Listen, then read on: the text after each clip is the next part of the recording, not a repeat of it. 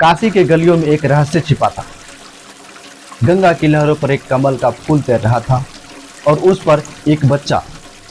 न कोई उसे जानता था कि वह कहाँ से आया, न ही उसका परिवार का अता पता था। तो क्या यह ईश्वर का चमत्कार था या नियत का कोई गहरा राज?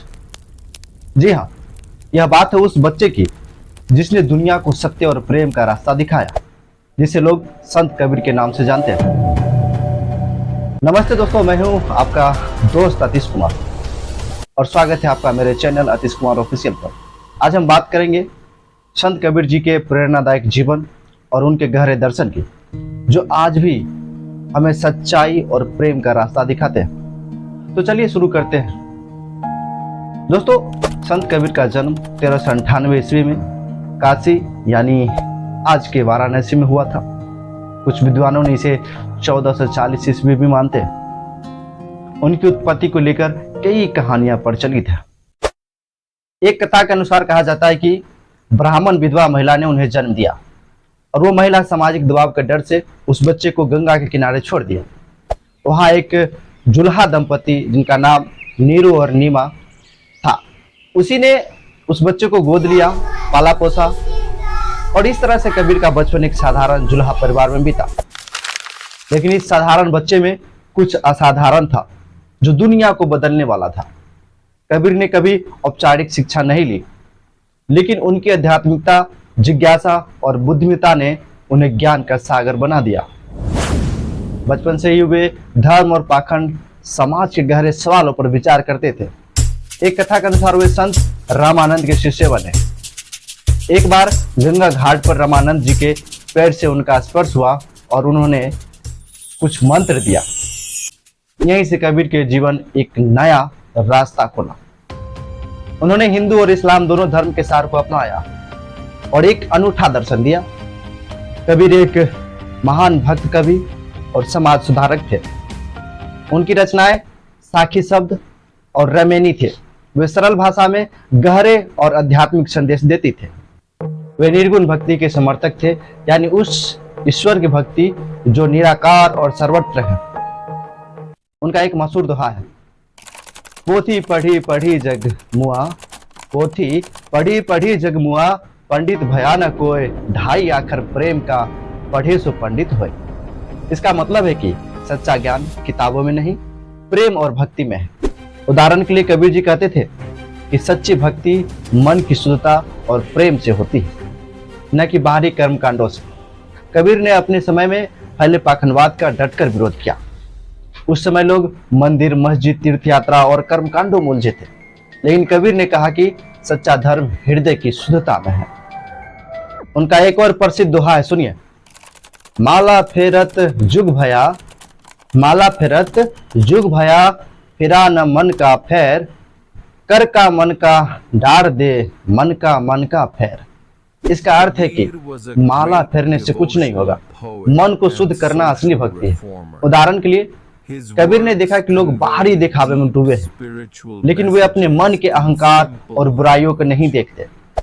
उन्होंने पंडितों और मुल्लाओं के पाखंड को बेनकाब किया और लोगों को सच्चाई का रास्ता दिखाया। उन्होंने हिंदू मुस्लिम एकता पर जोर दिया और कहा कि सच्चा धर्म प्रेम और भाईचारा है।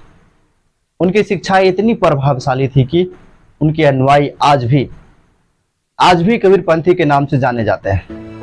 उदाहरण के लिए कबीर ने अपने दोहे के जरिए लोगों को समझाया कि ईश्वर न मंदिर में है, न मस्जिद में है, बल्कि हर प्राणी के हृदय में बसता है।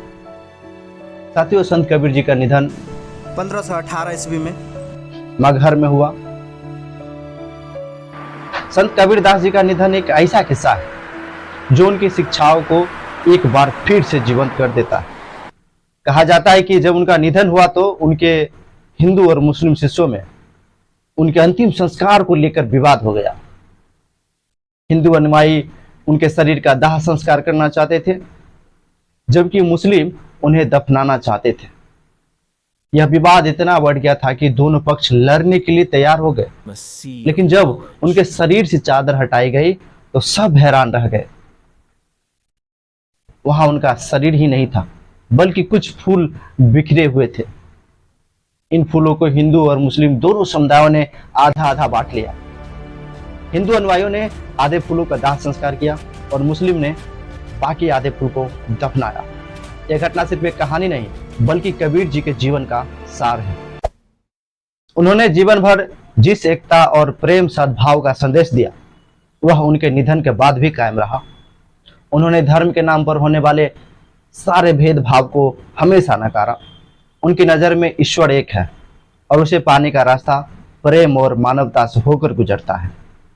यह घटना हमें यह भी सिखाती है कि सच्चा धर्म कोई बाहरी कर्मकांड नहीं बल्कि हृदय की पवित्रता और सभी के प्रति सम्मान का भाव है।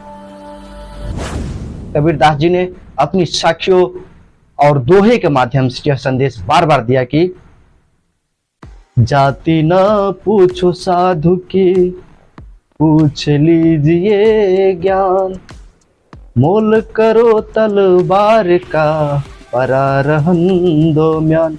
यह दोहा बताता है कि किसी व्यक्ति की पहचान उसकी जाति या धर्म से नहीं बल्कि उसके ज्ञान और अच्छे कर्मों से होती।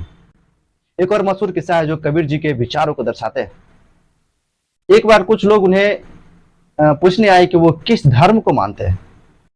तब कबीर जी ने कहा, मैं न हिंदू हूं न मुसलमान, मैं बस इंसान हूं।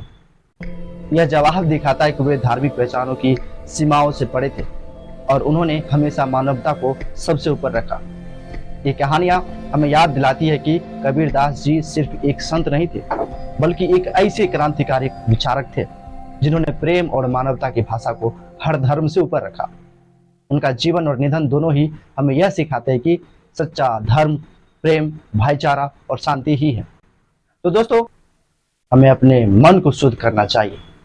अगर आपको यह वीडियो पसंद आया तो लाइक जरूर करें, अपने विचार कमेंट में बताएं और इस वीडियो को अपने दोस्तों और परिवार के साथ शेयर करें। आतिश कुमार ऑफिशियल चैनल को सब्सक्राइब करना न भूलें और बेल आइकन दबाएं। धन्यवाद।